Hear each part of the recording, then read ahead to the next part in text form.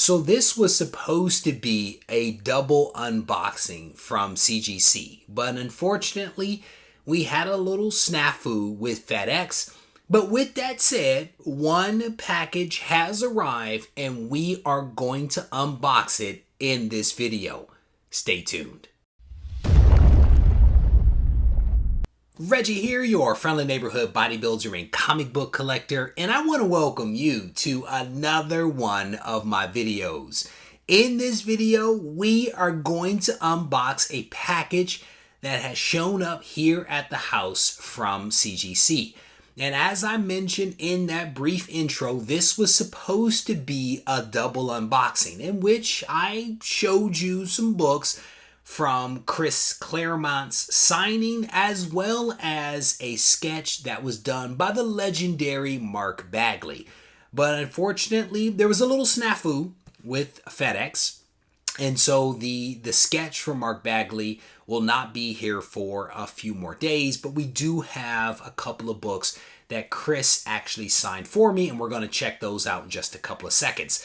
But essentially what happened was the day that these packages were supposed to arrive, I was sitting there with my daughter doing something with her, playing on the ground with Legos or marbles or something like that. I looked up, and out of the corner of my eye, I saw a FedEx truck sitting at the corner.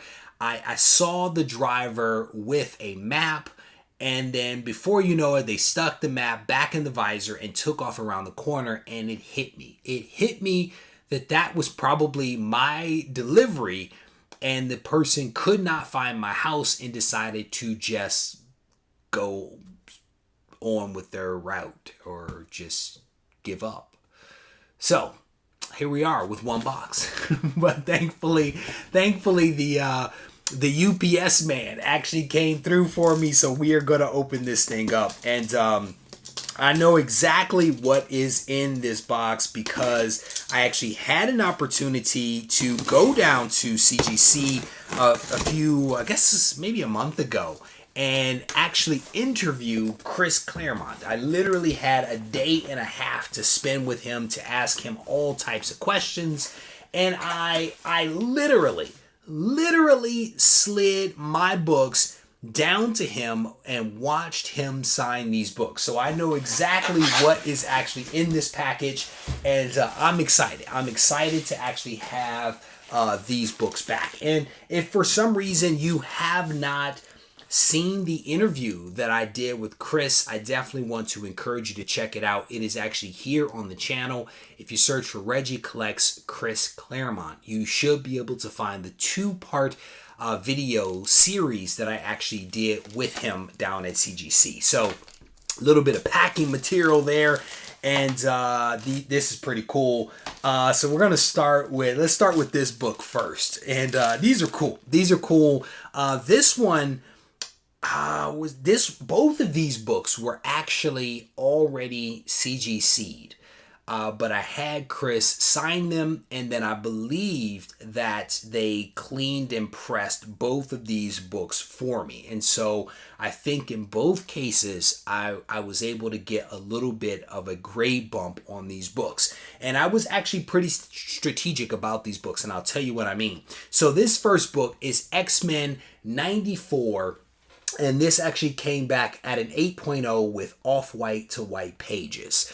And this is where the new X-Men title begins. It is the second appearance of a couple of really awesome characters, that being Nightcrawler, Storm, Thunderbird, and also Colossus. Now, what's really cool about this particular book is I actually picked this one up at WonderCon a couple of years ago. And at the time, I picked them up from a dealer that had a shop in Pasadena, California, which is a place that I used to frequent back when I lived in Southern California. And the dealer actually had two books. He had a 7.0 and an 8.0 that I could pick from. And to be honest, I went with the 7.0, and I did it because the 7.0 actually looked better than the 8.0 and was, of course, less money. And now I was able to get that 7, get it signed, get it clean, get it pressed, and I got a full grade bump. So this is a really cool book, very strategic, and it looks good. This book, I'm actually trying to angle it here in the light. This book actually looks pretty darn good. I mean, it looked good to begin with, let's be honest about that, but you can't beat the yellow label and a full grade bump on that particular book. This next book is equally nice. This is an equally nice book. This one is X-Men 101, and this is a really cool book. It is a 9.2 signed by Chris Claremont on 7/22/20. This is the origin and first appearance of Phoenix. And I actually picked this book up from a member of the comic book community. And while I love this book, it is a problematic book for me because of all of that white that you see right there. That is actually not a spine roll. It is just a bad rap on this particular book. And it's always kind of bothered me that that was there. But I'll tell you that the signature from Chris and the opportunity to meet him makes me ignore that all the more. But this book is a 9.2 off-white to white pages. This book was actually, I want to say, a 9.0. I think it was a 9.0. I would have to go back to my records to check this one out, but I believe both books were a grade bump. In this case, it was a 0.2, but in the other case, it was a full grade. And again, really, really cool stuff. So this is definitely a cool book right here. Definitely pleased to have both of these books back in the collection. And some special memories, man. It was cool. This was a cool opportunity to meet Chris and to spend a lot of time chatting with him. And again, this was supposed to be a double unboxing, and so definitely going to be a very short video. I will show you something else. This is actually completely off topic, and I just happened to see it while I was looking off to the right hand side.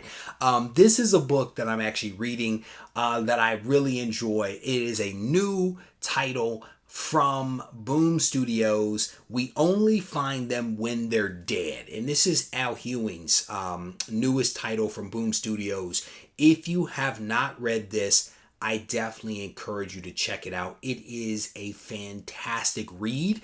I'm kicking myself just a little bit because I was actually supposed to do an interview with Al Ewing for one of these virtual cons that they have. But because of some commitments that I made, I could not do the interview. And now I sort of regret it because of this book right here. It would have been really cool to have an opportunity to chat with him because of this book, but also because of the fantastic work that he is doing on Immortal Hulk. So maybe the stars will align and I will get my opportunity to chat with him again. So with that, I'm going to wrap this video up. I want to thank you for taking the time to watch this video. I hope that you enjoyed it. And if you did, I certainly want to encourage you to hit the thumbs up button, leave a comment behind so we can mix it up in the comment section. If this is your first time ever watching one of my videos, I want to formally invite you to hit the subscribe button so that you can be a part of what we do here at Regie Collects. And generally what we do is have a really good time. With that said, if you need to reach out to me, feel free to do so in one of two ways: on Instagram at Regie Collects or via email at reggie@regiecollects.com. Take care. Why this book is special. This book, Spider-Man and the Not Ready for Primetime Players, can never be reprinted. Okay. Ever. It's a one-time only. Because it's Spidey teamed up with Dan Aykroyd, John Belushi, Jane Curtin, Garrett Norris, Bill Murray, Lorraine Newman, Gilda Radner, Lorne Michaels, and Stan Lee. Aside from the fact some of them have passed, it's like, try convincing them to sign a release with Disney now. But we were sitting around the office one day, back in the day, trying to figure out what would be a cool team up with team up with Spidey. And I said, it'd be cool, Spidey and the Not Ready for Primetime Players. And so Jim says, why don't you give him a call? And I said, are you serious? And he said, yeah, give him a call. What could happen? So I called him and said, hi, Lorne Michaels' office. Hi, this is Chris Claremont from Marvel Comics. And we do a book called Marvel Team Up, where Spider-Man guest stars with various people. And we thought it might be fun if Spidey teamed up with the Not Ready for Primetime Players. And there was this long pause. And then he said, I'm sorry, who are you again? And I said, Chris Claremont from Marvel Comics. Another long pause, and she said, we'll get back to you. And Jim says, what do you think? I said, I don't think it will go anywhere. They had, no, not gonna work. So we went back to talking, and like 10 minutes later, the phone rings, and it's Jim's secretary, and Lauren Michaels' office is on the line. Mm-hmm. And so he answers the phone. Yeah, this is Jim Shooter, editor-in-chief, Marvel Comics. Yeah, Chris Claremont works for us. He's writer of Marvel Team Up. Yeah, he's sitting right across the desk from me. We were having a pitch meeting, and we thought it might be fun if your cast teamed up with our top hero, Spider-Man. And 6 weeks later, we had a deal. Wow. Well, it's the second season. Nobody knew anybody. Chevy Chase had just left. Bill Murray had just come in. And the fact is, half of the cast were fans. John Belushi was a fan. So he pitched it. Lauren must have talked to the cast, and the cast said, shit, let's do it. So the deal was it was a one shot only, one time only, and the proceeds, I think, would go to charity. And so we did it, and it was the best thing ever.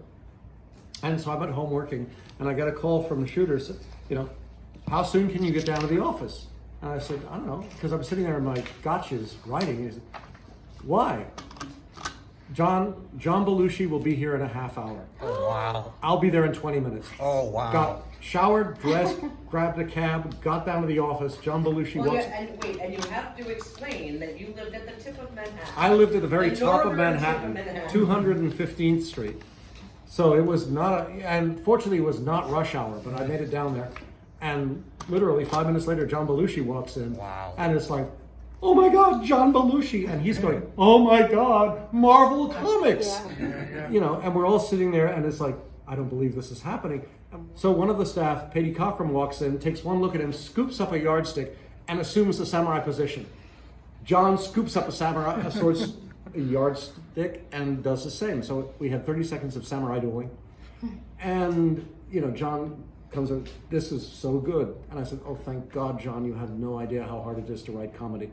And he gives me this look, and I'm going, what did I say? Shooter pats me on the top of my head and says, don't worry, John, we only let him out on special occasions.